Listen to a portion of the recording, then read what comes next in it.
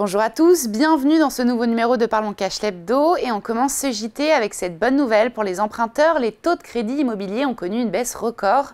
Et oui, après un léger recul en janvier, les taux ont diminué de manière significative et sont tombés sous les 4% en février. Malgré les tensions sur les marchés financiers, la stabilité du taux de la BCE aura donc incité les banques à dynamiser le marché.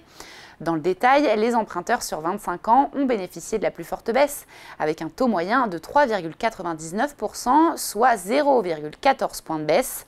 Pour les prêts sur 20 ans, les taux moyens tombent à 3,90% et 3,79% pour les prêts sur 15 ans.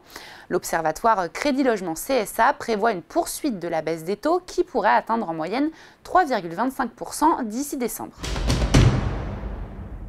Et on poursuit ce JT avec le chèque énergie, ce fameux soutien financier très attendu et crucial pour les foyers les plus modestes face à la hausse des prix de l'électricité qui a atteint, on le rappelle, près de 10% au mois de février. Cette aide octroyée à 5,6 millions de ménages sera donc distribuée cette année du 2 avril au 15 mai prochain.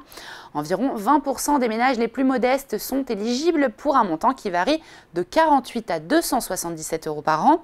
Pour la toucher, aucune démarche n'est nécessaire. Ce chèque sera envoyé directement par courrier aux bénéficiaires dont le revenu fiscal par unité de consommation ne dépasse pas 11 000 € par an.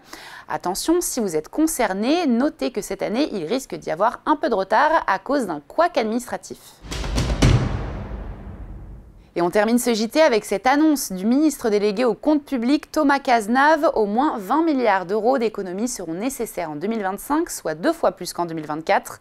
À l'occasion de la présentation ce mercredi du programme d'économie de 10 milliards d'euros, Bruno Le Maire et Thomas Cazenave ont annoncé de nouvelles coupes pour l'année prochaine.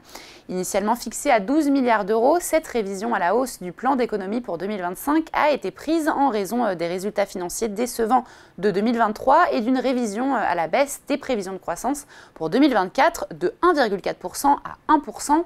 Des annulations qui, à en croire le ministre des Comptes publics, ne sont donc qu'une première étape, et ce en raison de la conjoncture moins favorable et des taux d'intérêt élevés. Cependant, le gouvernement précise que ces économies de 30 milliards d'euros sur 2 ans ne constituent pas une cure d'austérité. Et voilà, Parlons Cash l'Hebdo, c'est fini. On se retrouve la semaine prochaine sur Boursorama.